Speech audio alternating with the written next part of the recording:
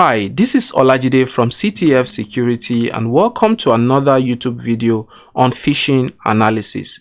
In this video, we will unravel the secret of email artifacts and unveil the hidden dangers of HTML, CSS, and JavaScript code obfuscation and minification used in phishing portal. By the end of this video, you will be able to analyze a phishing email by decoding HTML, CSS, and JavaScript code within a phishing login portal. We'll put together all the pieces of our analysis to identify the attacker, and lastly, we will determine the destination of captured users' credentials through code deobfuscation. In conclusion, we will decode, dissect, and understand the tactics behind this malicious campaign to help you stay one step ahead in the ever-evolving world of online security. So without further ado, let's get started.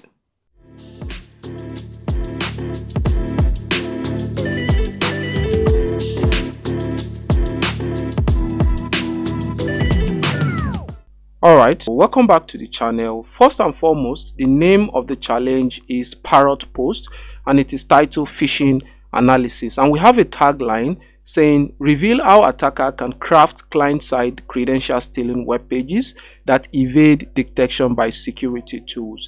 And we have task 1 giving us introduction about what the room is all about, including the learning objectives, which include understanding what email headers are and familiarizing ourselves with common headers. We also have utilizing tools for inspecting and analyzing suspicious email and attachment. And lastly, we're going to learn to recognize different obfuscation techniques employed in malicious HTML, CSS, and JavaScript code.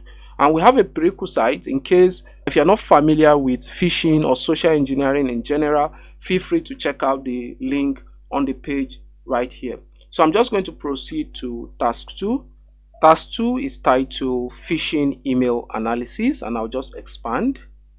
And we have some background scenario here about an individual called Paul Feather who received an email from Parrotpost, a legitimate company email tool, asking him to log into his account to resolve an issue with this account. And this is a picture of the email Paul actually received. And if I scroll down, our task is to investigate the email and determine whether it is legitimate request or a phishing attempt. Now, the EML file can be accessed on the attack box under the /root/room/parrotpost. However, it is also attached to the task and available for download. Now, since we're not going to be using the attack box for this challenge, we're going to be using our local machine. We're just going to download the .eml file, which is the email attachment for the email sent to Paul. So I'm just going to scroll up and download the task file. So we'll save it on document, and I can just click on save. Alright, so that's great. So I'm just going to click and open, just for us to have a feel of how the .eml file is structured. Alright, so you can see this is the file we just downloaded. It is called urgent Parrotpost account update required.eml. So if I right click on it, I can choose to open it with any of my available application. So I'm just going to open this with the text editor. I'm going to expand, and you can see the format of the .eml file, which include the MIME version, the date, the message ID, and various other request headers that we have here, like the X custom, X priority, importance, authentication result, and the rest. So if I scroll down, you can also see other parts of the document. You can see that an HTML page is being embedded. You can see the doc type HTML, you can see the meta car sect, and you can see Parrot account update required, blah blah blah blah blah, and lot of information that we have right here. And I can also see some strange character here, of which if I scroll through, okay, it looks like a base 64 encoding, base 64 character encoding. So what I'm going to do is exit this temporarily, and we'll head back to our TryHackMe. So we're going to scroll down, take a look at what is being required from us. So it says, I am ready to proceed with the analysis. So we're just going to click completed, that we've downloaded the email attachment. So we'll head to task 3. Task 3 is giving us more and more information. Emails are comprised of several components, including the header, body, if applicable, any attachment. The standard that email generally follows is defined as the Internet Engineering Task Force, which is the IETF, specifically in the RFC 5322. And we have a section for the email header, which you can go through. Because of time, I will just skip that and just move to the main task for this section. Now I'm going to scroll down, and we have lot of information right here. For example, we have identifying the source of a particular email. We also have custom headers, and there is a vital information right here. It says email headers starting with X are custom header. The X prefix is typically used to denote that the header is not an official or standardized header defined by the IETF. So the first question that should come to your mind is, what are headers in the first place? So the HTTP headers are like metadata sent by the web server to a client, typically a web browser, or by client to a server as part of an HTTP request or response. These headers convey important information about the HTTP transaction and how data should be handled within the web application. So now that we understand what headers are, let's just jump into the task for this section. And the first task says, according to the IP address, what country is the sending email server associated with? So we want to know the country that is being associated with the IP address that sent the email to Paul. So what we are going to do is scroll up a little bit, and we have some tools which we can use to identify the IP address of the sender, and we have just two tools mentioned here, the MX toolbox and the message header analyzer. So we're going to go with the first one. So I'm going to right click and open in a new tab. And while that is opening, I will just go to my .eml file I just downloaded earlier. I'm just going to select everything from the file, right click and copy, and we're going to move this into the email header analyzer. So we're going to paste this right here. So click on analyze header. Just give this some seconds. Okay, great. We have some informations like delivery information, and we have some complaints about the DMARC, the SPF, and the DKIM. These are the 3 email authentication protocols that help prevent attacker from spoofing a legitimate domain. Now, if we scroll down, we'll see a lot of other information. This is still talking about the SPF and the DKIM. So we're going to scroll right down, and right here we have some information, and it says headers found. We have a lot of headers right here: the subject, the date, the message ID, from, return, and lot of other information that we have right here. But what we are focusing on right now is actually the IP address of the sender of this email. So where we're going to move to is the part that says from, and if you scroll down here, you can see that we have 109.205.120.0. that is the IP address that is associated with this email address. So I'm just going to copy the IP address and head to the TryHackMe room. Scroll down. We have is it required? Okay, according to the IP address, what country? All right, so what we'll do next is, since we have gotten the IP address of the sender of this phishing email, what we'll do next is to open a new tab, and we can use what is my IP.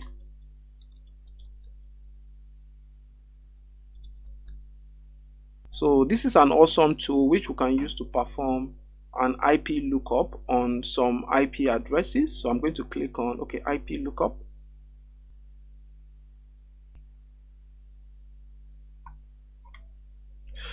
Okay, so if I put in the IP address right here, and click on get IP details.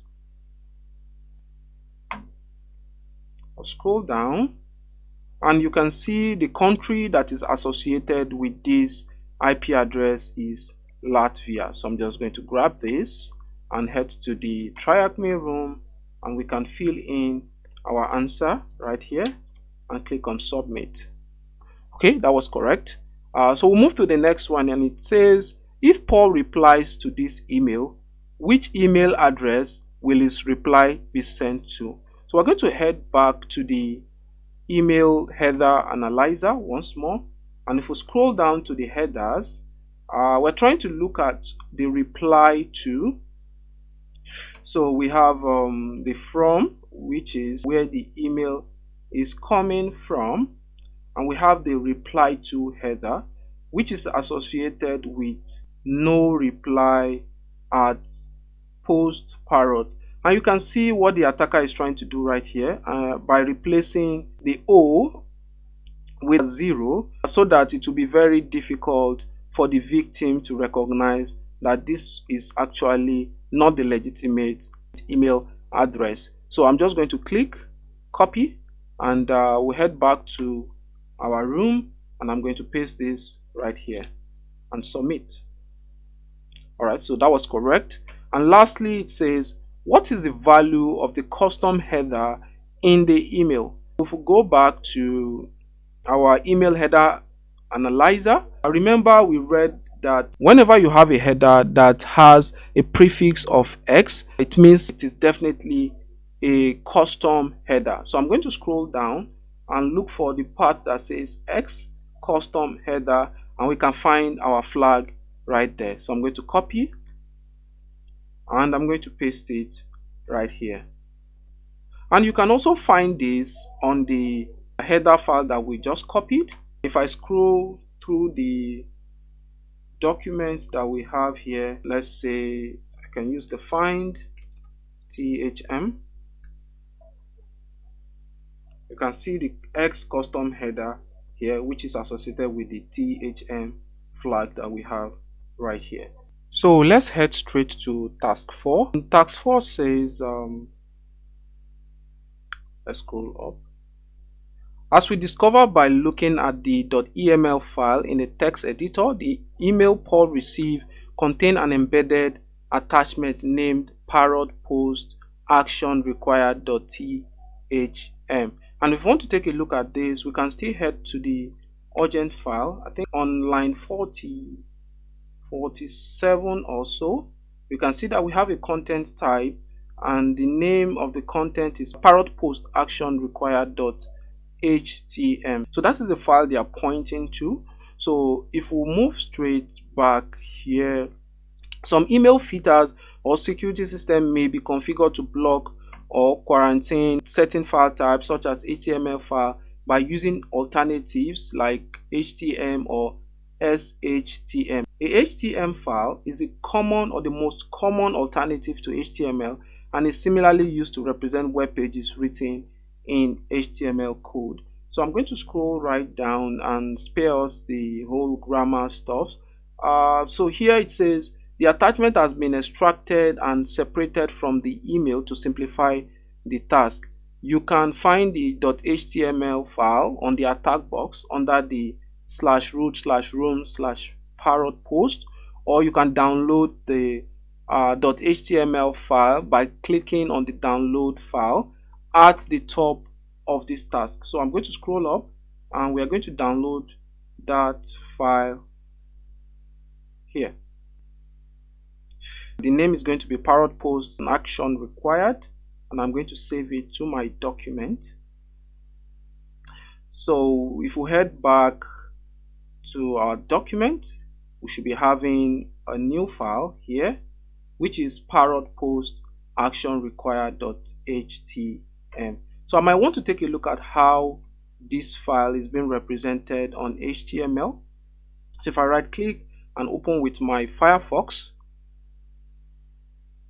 you can see this is just a login page with some functionalities like the login functionality and the forgot password functionality. So you are required to enter your email address, enter your password, and you click on login. I'm going to head back.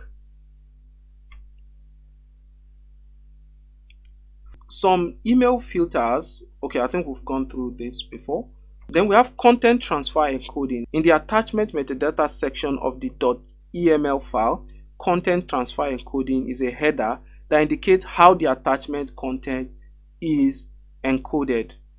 Now, if we go to the previous file that we opened and we take a look at the part that says content,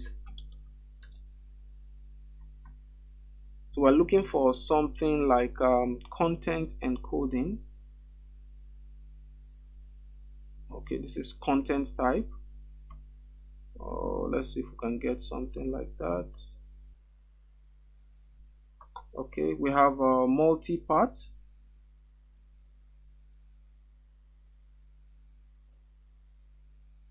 Content type, plain text, content type, this.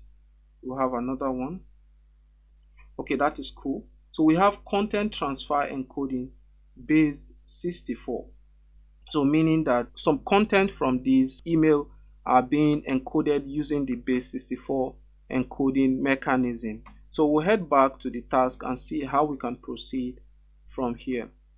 So we're going to analyze the file by decrypting or decoding the base 64 encryption, and we have some questions that are being asked from this section. For example, the first question says, what encoding scheme is used to obfuscate the web page? So let's head straight to the encoding. So I'm just going to copy the whole of this encoding. Sorry about that. Okay, so what I'll do is I'll just use the shift and the arrow key.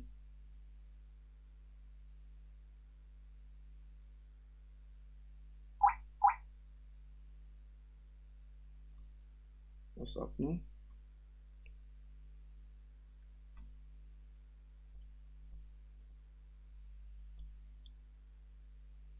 So I'll just make sure that I select all the base 64 encoding. So I'm going to copy, and we're going to head to a site called CyberChef. So let's CyberChef.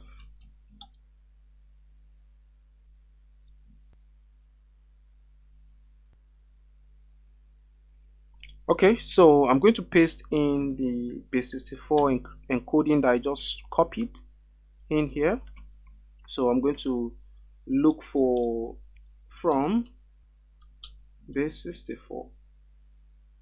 So I'll drag it into the recipe, and this gets decoded into its base 64 equivalent. So we're seeing that it's beginning to make some sense, and we have some HTML, the header, the script, and we have another encrypted HTML code. So what I will do is to let's create a new, and just close this one. Let us create a new document, and we're going to paste the output here into that document.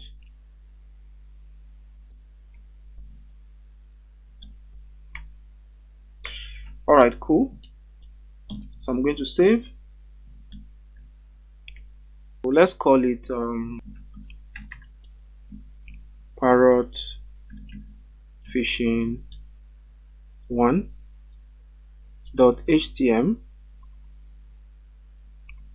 I'm just going to save. Then we can grab this. I beg your pardon.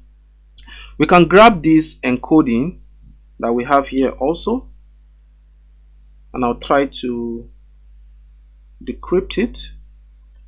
Copy it once more. Head to CyberChef. We're going to paste it in here.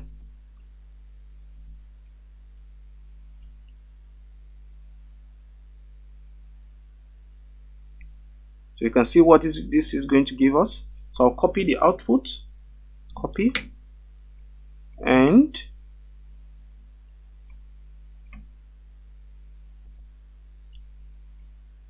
Let's confirm this has been saved. I'll create a new file and paste it in here. I'm going to save it. So we can call this parrot phishing 2.html. I'm going to save. So let's head back to our challenge. The question here that we're trying to solve is, what encoding scheme is used to obfuscate the web page content? In order for us to solve this challenge, we need to understand what the word obfuscate actually means. Obfuscate is a process whereby the developer makes a code very hard to understand or read, or even reverse engineer by the hacker.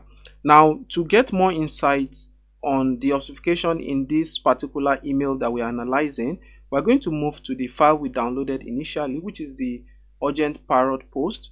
And if we scroll down, we notice that this file was encoded using the base64 encoding type, and we have the base64 attachment right here. And when we decrypted the base64, we got this parrot phishing 1. And from the parrot phishing 1, we see that we have document.write on escape atop base64. This is the line that performed the decoding of this encoded string that we have. And here we can see the representation as base64, and the actual function that is being used is the atop function. So I'm going to head to our room and we're going to fill in base64 as the encoding scheme. And if we scroll down, we have what is the built-in JavaScript function used to decode the web page before writing to the page. Just like I explained earlier, the atop is the function that is used to decode the encoded base64 string. So I'm going to head back to the room. I'm going to enter atop function and I'm going to submit, and that was correct. And lastly, after the initial base64 decoding, what is the value of the leftover base64 encoded comment? So to answer this question, we'll head back to the document that we have, and after we decoded the string, we have parrot phishing 2, and from here we are looking for comment. So it says, after the initial base64 decoding, what is the value of the leftover base64 encoded comment? And if we head here to represent comment in HTML, we're going to find the exclamation mark dash dash.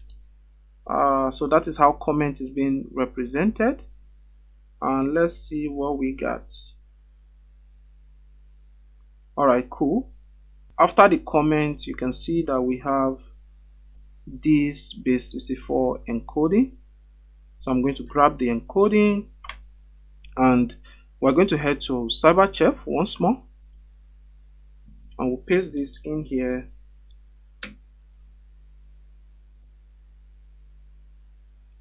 And you can see our flag for the challenge. Copy, paste it in here and submit. All right, so we head to task 5. Task 5 is talking about HTML obfuscation. And if we open the task 5 and I'll scroll right to the top, we have analyzing our decoded webpage.html. This is little daunting as this file isn't made of human readable. This is because it has been compressed into a minified form, which means that the unnecessary characters such as the spaces, the line breaks, and some comments have been removed due to the obfuscation. Now, if we scroll down right here, you can see some images showing the HTML entity obfuscation techniques that are being used in the document right here. But I'm not just going to waste our time right there. So we're going to move to the question part, and it says, after decoding the HTML entity character, what is the text inside the h1 tag? So we're looking for the HTML entity character, and you can see the format of HTML entity characters. We usually have the and symbol followed by the hash, then integer numbers preceding it, and we have semicolon separating each of the characters. So what we'll do is we'll either head to the document we downloaded, which is Parrot Action. I don't think I've opened that before. Have I done that? No. So I'm going to open the Parrot Action, right click, and we're going to open, let's open this with Pluma. You can see that this is the exact file that we just decoded, which is this one here. So we'll just stick with the one that we've decoded before. So what I'm going to do is we'll locate the part that says, so we'll locate the part that uses the HTML entity encoding method, and you can see them right here. So I'll scroll to the left. So it's starting from the H1 in here. So I'll copy it down. What's happening? I'll copy it down to this part here. Right click, we're going to copy, and we're going to head to Cyberchef, and we're going to paste this in here. So we'll remove the from base 64, and we are finding the HTML entity. So it will be from HTML entity because we are decoding from HTML entity. So if we are supposed to encode, we're going to use the to HTML entity. So you can see the output of this HTML entity encoding, which is Parrot secure webmail login. We have the closing of the H1 tag, the form, the ID, the label, and the rest of the code in here. So I'm just going to copy this. And before we start pasting it, what I would like to do is to replace this part of the code. So I'll just copy this again. Let me do that again.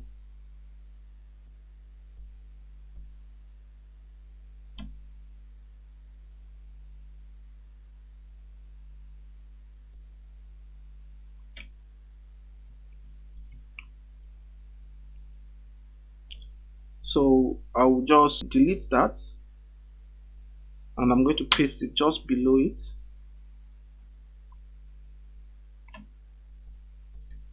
In here. So this is the decoded text that we got from that HTML entity encoding. Is there anything I'm missing?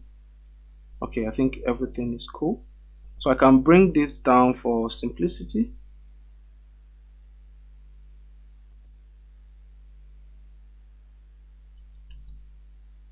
All right, that's cool. Let's head back. And from the question, we have, after decoding the HTML entity, what is the text inside the H1 tag? If we go to our decoded data, inside the H1 tag, we have Parrotpost secure webmail login. I'll just grab that text in there and paste it here. All right, that's correct. We're going to dive to CSS obfuscation. The CSS obfuscation is pretty straightforward. The question just says, what is the reverse of CSS minify? Now, to solve this challenge, we need to understand what CSS minification is, or what CSS minify means. The CSS minify is just another word for the CSS obfuscation, and this is also known as minification or CSS obfuscation. It is technique used to reduce the size of cascading style sheet CSS file and make them more challenging to read and understand by human. The primary goal of CSS obfuscations are to improve website performance by reducing the file size to deter unauthorized copying or modification of the CSS code.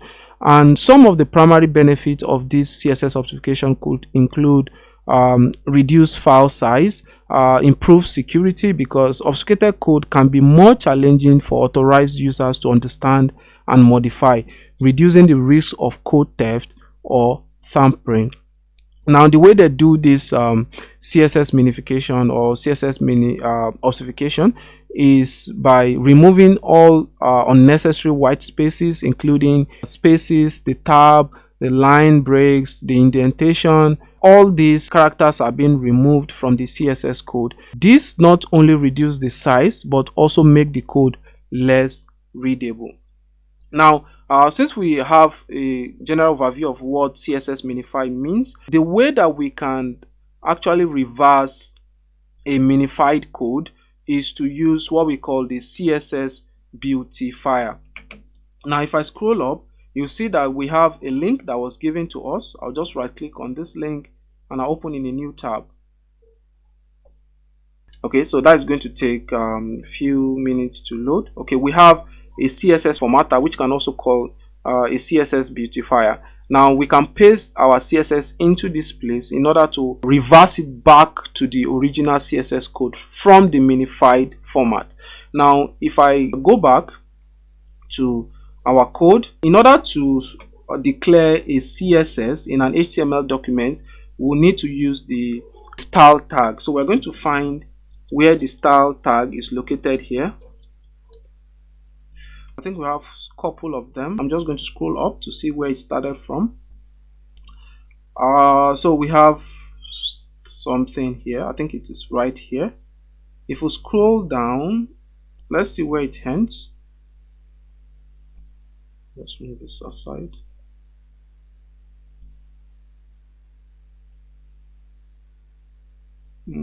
Okay, I think it ends here. So I'm going to scroll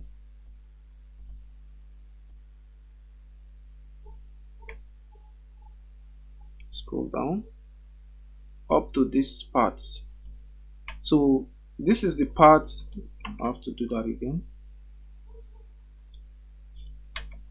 That's serious.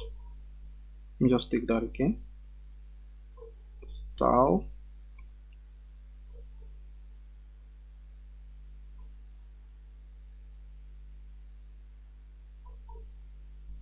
Okay, I'm going to copy the CSS code and we are going to head to the CSS beautifier. I'm going to paste our CSS code in here.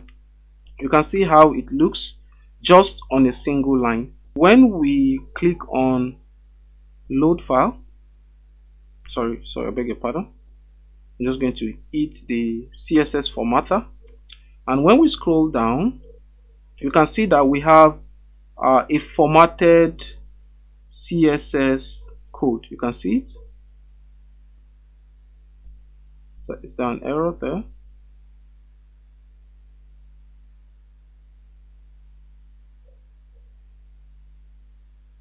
All right. So what is it saying? So it says the box sizing property isn't supported by IE6 and IE7. Okay, so we'll just ignore that. I'm going to copy the new formatted part of the code, and we're going to head to our document. We're going to replace the CSS right here. Great. So let's make sure that is correct. Okay, starting from here, and it is moving up to this part. So everything looks okay. I'm going to save. Let's head back to our challenge. Now I want to get the question that says, what is the reverse of CSS minify? So I'm going to use CSS beautify. I hope I'm correct. All right, that is correct. So we head to tag 7.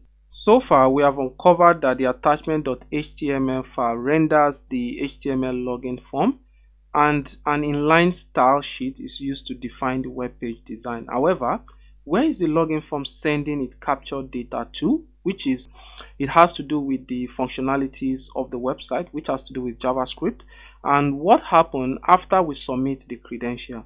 To find this answer, we must look at the final piece of the file inside the script tag, which is its tag that we can use to define a JavaScript code. Now, if we scroll down, I'll just head to where the question is so that I won't waste much time here. What is the URL that receives the login request when the login form is submitted? That is interesting. So what we need to do first of all is to grab our tool we're going to use, which is the beautifier.io. So while that is loading, we'll just head to our file and we're going to grab the JavaScript part of the code. So just like the way we did for the CSS, we're going to look for the script tag. All right, so you can see where the script starts from. So I'm going to grab this from here up to here, which is where it ends. I'm going to copy and we'll head back to our room and we can paste this into the JS Beautify. So just like the way we did in CSS Beautify, I'll click on Beautify the code. This gives us a properly formatted JavaScript code. What we're going to do is to grab it. Let's take a look at the ending of the code to see if that is actually okay. All right, that is cool. I'm going to copy and head back to the script. I'm going to remove what we have there before. Let me just highlight that one more time.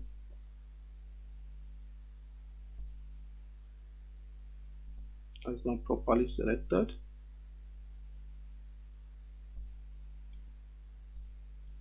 I'm going to paste. Now you can see that everything looks intact. I'm going to scroll up to make sure I didn't omit any of the opening or closing tag. I'm going to save and we'll head back. And let's see if we can solve the questions now. So it says, what is the URL that receives the login request when the login form is submitted? So let's move to the script and we are taking a look at the part that receives. Say receive. Okay, we're looking for the part that receives the login request when a login form is submitted. So let's head back here. So we should be able to find that from the JavaScript code, more of like a URL. So you can see const URL http evilparrot.thm port 8080/cred-capture.php. So this is the URL. I'm just going to grab this, copy, and we'll head back. I'm going to paste this in here. I'm going to submit, which is cool. So what is the JavaScript property that can redirect the browser to a new URL? Now, if we go back to the code, the same code, and we scroll to the bottom of the page, you can see the part that says in a comment, redirect to real Parrot website after sending so the victim doesn't get suspicious. And we have the window.location.href. So that is the part of the code that redirects the victim to a legitimate website after the login credential must have been captured or stolen. I'm going to paste that here. I'm going to submit. And that was correct. So we'll move to the task 8, which is putting it all together. I'm going to expand task 8 and we have some information here. Through our investigation, we manually decoded and inferred the true nature of the web page. To summarize, this is a login page that impersonates the legitimate Parrotpost website to capture users' credentials for malicious purpose. The JavaScript code listing for login submission event and then send HTTP GET request to another URL location using the window.location. What we just check now, window.location.href, and we have detonating the form. Interacting with this malicious web page isn't something you usually want to do, unless you are in a controlled sandbox or virtual environment. But let's demonstrate what happens when a victim falls for the phishing website. This will help us study the behavior of the document and its potential impact on real system without actually infecting or harming any system. First, click on the Start Machine at the top of this task.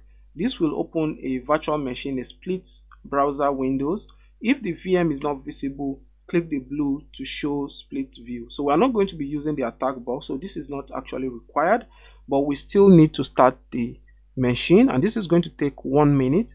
While the machine is starting so that we can get our IP address, one thing I would like to do first of all is to edit my host file. What I will do is use the sudo pluma etc/etc/host. I'm going to enter my admin password, which is sudo password, and we have my host file. What I'm going to do is to be able to resolve the IP address of the TryHackMe machine to our evil parrot room. So in order to do this, I will head back to our machine to see if we've gotten an IP. Okay, not yet. Now, while that is still coming up, you notice that on the URL that we just got, was it const? I think it's somewhere here. It should be somewhere here.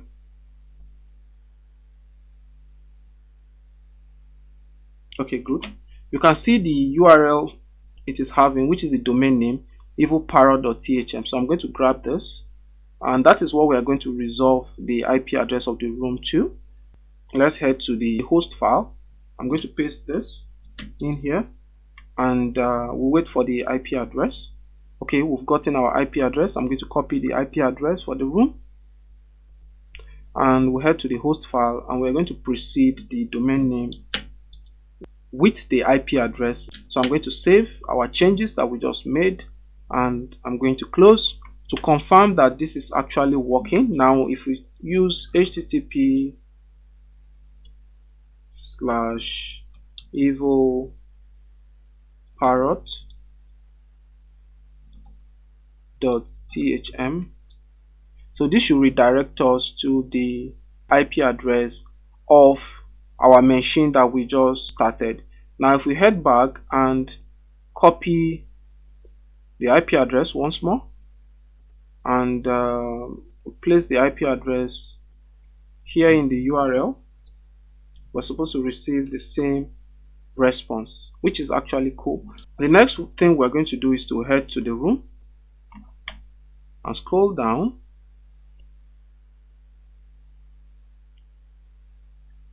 Now, remember that we have successfully obfuscated the file that we have here. So I'm going to confirm that I have saved it, and you can see the name of the file, which is parrotphishing2.htm. So I'm going to go to my document, and we're going to open, where did I save this? It's supposed to be somewhere here. Let me confirm that. Save as. Oh, okay. I think it was saved to my R007 folder. I'll just go back here and go to this part, which is where I saved the file. Scroll down, and let me just pick the two files in here. I can just open it from here. Open with Firefox. Great. So you can see the website which we just obfuscated from the attachment we downloaded, and if I open the inspect element, you see that we have the source code of this web page that we have right here. So if I pick my tool and over around this part, if you want to know why we have the p feathers at flying-sec.thm here, you can see that it has been imputed as the value.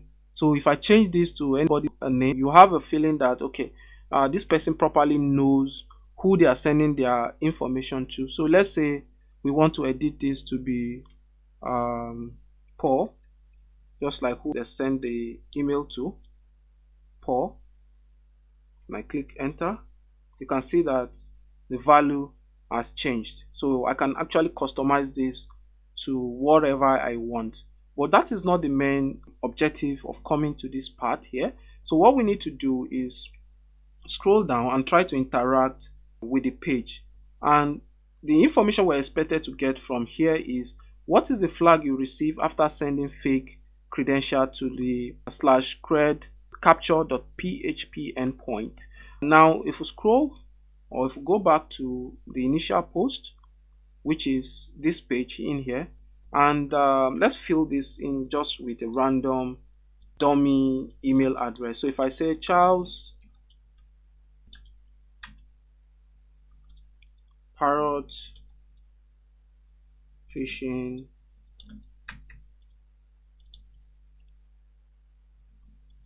just any email right there, I just enter any dummy password, let's say Charles 1234, and I click on submit. But before I do that, let's go to the network tab so that we can be able to monitor what is actually happening behind the scene here.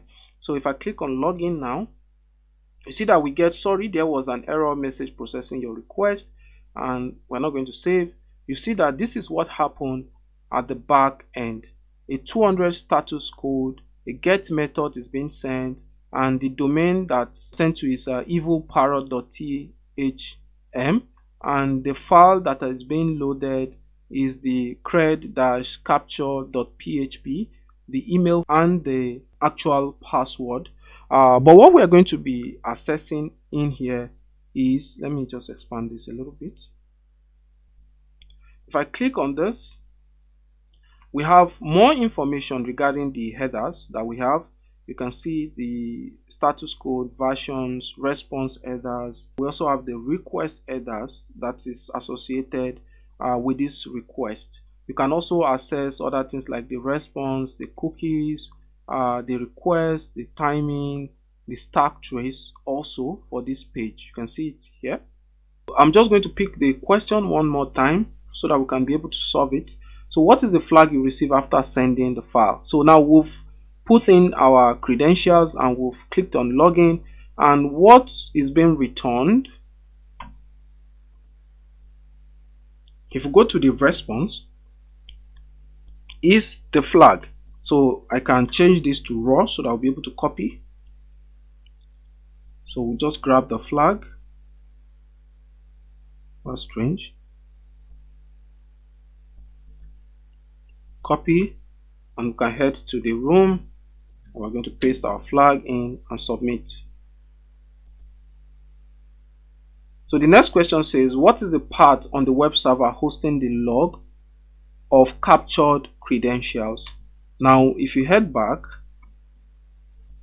to the malicious website, and if you scroll through the response, you can see that we have, let me just change this from raw so that we can be able to read. Credentials have been stolen and appended to http evilparrot.thm port 8080/cred.txt. So obviously this is where our credentials are being written to, are being logged to. So I'm going to change it to raw so that I'll be able to copy the file. So we have /cred.txt. So we're going to head here. I'm going to fill that in. I'm going to submit. And lastly, based on the log, what is the Chris Smith password? Chris Smith must have been one of the users that their credentials have been stolen on the website. So what we need to do is to access the /cred.txt, and in order to do that, I can grab the full link right here and just copy that, copy, and we can replace that here.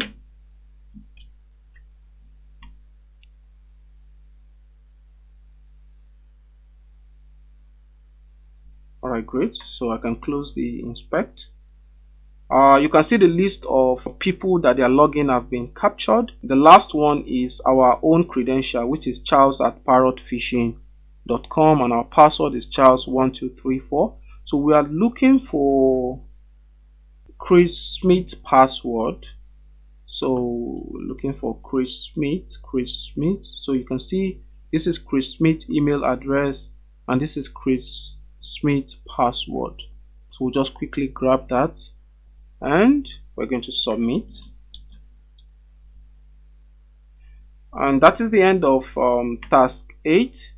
So lastly, we're going to head to the conclusion part, and it says you should now better understand how to identify and analyze phishing attacks that attempt to steal users' credentials. You have learned to use various tools to inspect and analyze suspicious email and attachment, and recognize and decode different obfuscation techniques using malicious HTML, CSS, and JavaScript code. Remember, the analysis doesn't end here. It is always good idea to report malicious domain and IP address to help protect yourself and others from future attack. Domain registrars typically have registrar abuse contact, which can be found by performing whois lookup of the malicious domain. Malicious IP can be reported through the appropriate internet service provider or hosting provider. Now we're going to just indicate that we've completed the walkthrough by hitting the complete, and congratulations, you have completed the room. So guys, that'll be all for this video. Please, if you've learned one or two things from this video, kindly like, share, and subscribe. See you in the next video.